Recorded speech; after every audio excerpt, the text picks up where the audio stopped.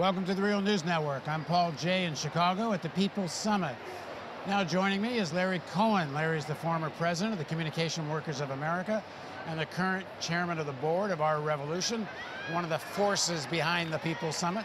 Thanks for joining us. Pleasure. Great to be with you.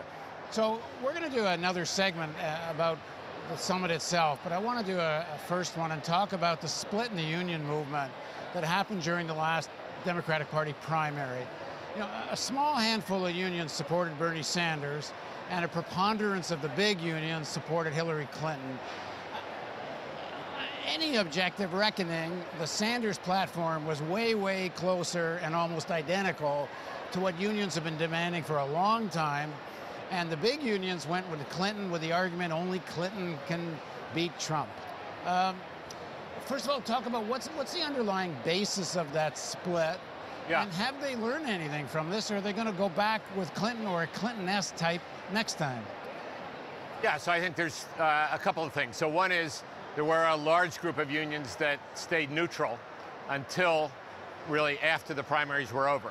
And that's a little bit important because as a result, the AFL-CIO did not endorse Clinton because they didn't have the votes to do it. So you did have some large public sector unions from the very early on, actually almost before Bernie was running, the American Federation of Teachers, American Federation of State, County, Municipal Employees, late summer for them of 2015.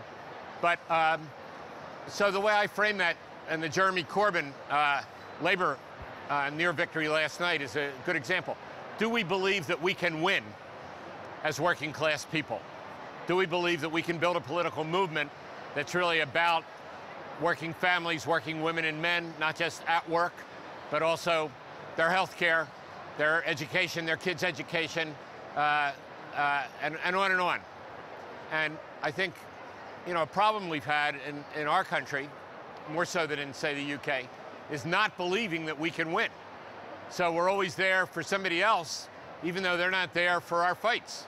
So you look at what happened to even collective bargaining rights, our core thing, and it sort of faded out in the Democratic Party. Obviously, the Republican Party escalated the focus on bargaining, meaning we must get rid of collective bargaining.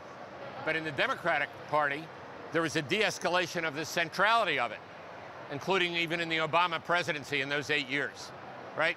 So the United States is at the very bottom in terms of bargaining rights. So what happens is the lack of focus on bargaining rights being so core in terms of economic equality, if people can't bargain their wages, you're going to have rising inequality. It's almost definitional. And so that then leads to this very transactional notion of what is political change. And as a result, we get the kind of behavior we saw, you know, a year ago and 2 years ago. I interviewed a lot of senior people in the AFL-CIO in the first 2 years of the Obama presidency. And several people, one in particular, told me, I'll eat my shoe if we don't get EFCA, if we don't get the Employee Free Choice Act. President Obama promised us the Employee Free Choice, which would have made organizing easier. Yeah. Well, unions didn't get the Employee Free Choice Act, Correct. And all these same unions wound up essentially supporting Clinton, which is, as she said, going to defend the Obama legacy. I mean, how much is this a question of they don't believe winning is possible, or they're just too rooted in the Democratic Party establishment, and they're actually rooted in the status quo? A lot of labor leaders live awfully well. Yeah, so I think all that's right. But I also think that, you know, when you dive down a bit deeper and you look at, you know, sort of private sector, whether it's service sector or industrial versus public sector, you get very different behaviors. So the biggest single element in American labor in terms of numbers are building trades and then government workers. And ironically, for the building trades, a huge percentage of their work is government work. It's working on highways and other government projects in today's times. That's not good, but that's the reality.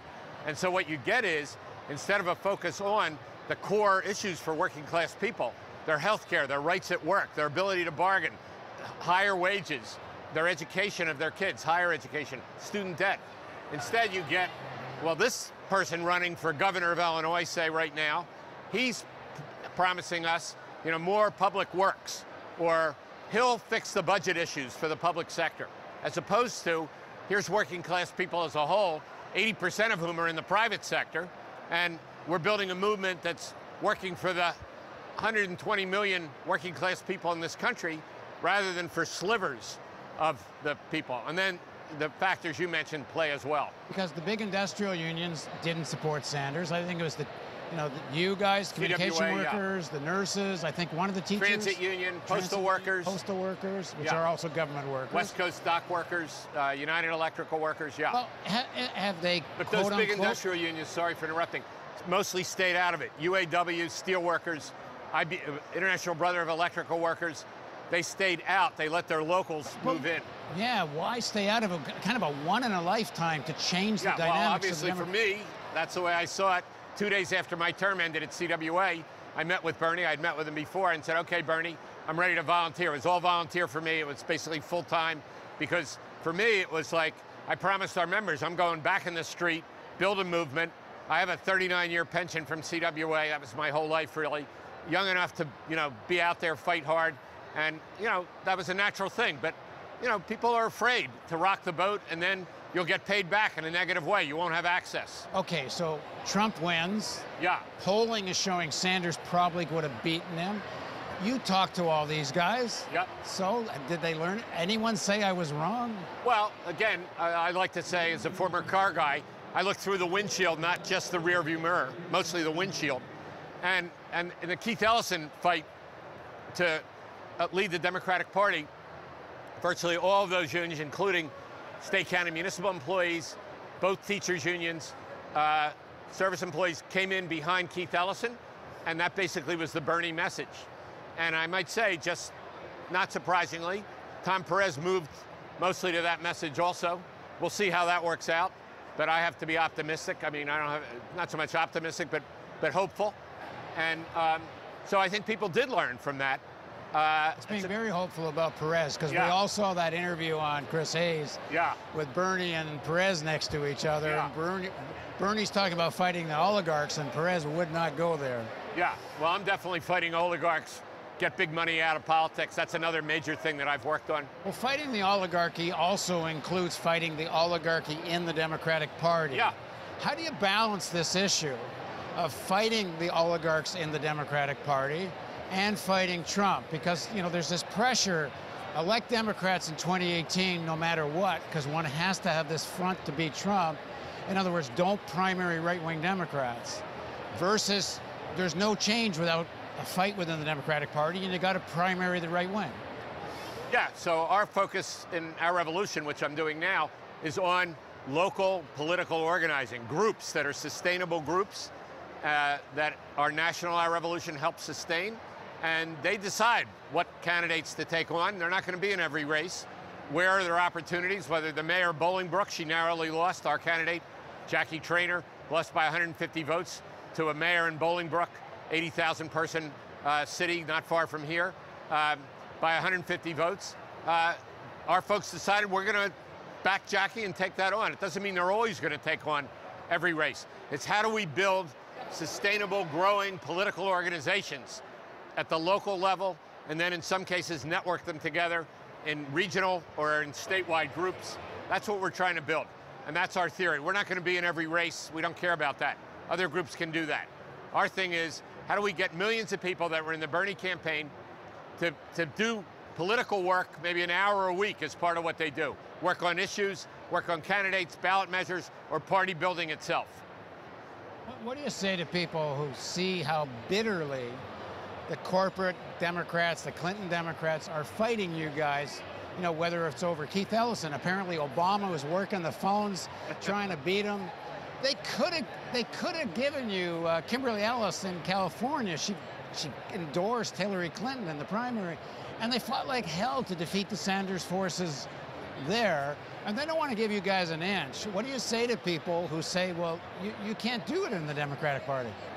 Well, I say that it depends on the situation. Our people in Eau Claire, Wisconsin said to me, hey, in Eau Claire, Wisconsin right now, we should build independent political organization. I say, great, that's up to you. Go and do it, because they think they can recruit Republicans as well as the few Democrats there. In other places, take California, in 6 months, you had nearly a change, that kind of change in the Democratic Party, and she was adhering to sort of our broader message of corporate money out, the people in, single-payer health care in California. Her opponent, who, did support Ellison in fairness. I mean, I think partly because he wanted to enhance his progressive credentials, but nonetheless, he's a full-time political operative. And our folks, who supported Kimberly were really saying, no, we need people like us, regular people who aren't making money off the system. And that's really the core issue, is can we build political movements inside and outside the Democratic Party that represent everyday people, that are not conflicted, that are not really doing the work because they're going to do well by doing well. So I was hoping to have a longer conversation, but I know you got to run. So let me just sort of ask you one big picture question to end up with. It seems to me, for this movement to really take shape and be sustainable, it needs more of an organizing center. Is our revolution that? Do you hope that's what it will be? What do you hope comes out of the People's Summit? Well, it's two different things. So our revolution is very focused on these local groups, and the local groups are focused on local, state, and national issues. The local issues can be the most compelling, like rent control in our town because housing prices are soaring, but also fighting fracking, and then also good public education, a range of local issues, but also state issues like minimum wage at $15, national issues like sanctuary or healthcare for all. Number one, issues. Number two, candidates and ballot measures. Number three, political organizing. Our mission, that's our mission. So our board of 11 and our staff, which is deliberately small, but our giant database of people from the Bernie campaign, millions of people, and thousands of volunteers, are very focused on providing infrastructure, sort of central, for local groups that are ready to do sustained political organizing. So, I mean, that's what I'm excited by. People's Summit is a place for people to come together, learn, network, and, in the case of our revolution, launch new groups, recruit people into the existing groups, and learn how to work together, fight together, struggle together, remain hopeful, remain confident that, that we believe that we can win. All right, well, thanks for joining us. I hope this is just the beginning of a conversation. It's a deal. Thank you, and thank you for joining us on the Real News Network. Great, thank you.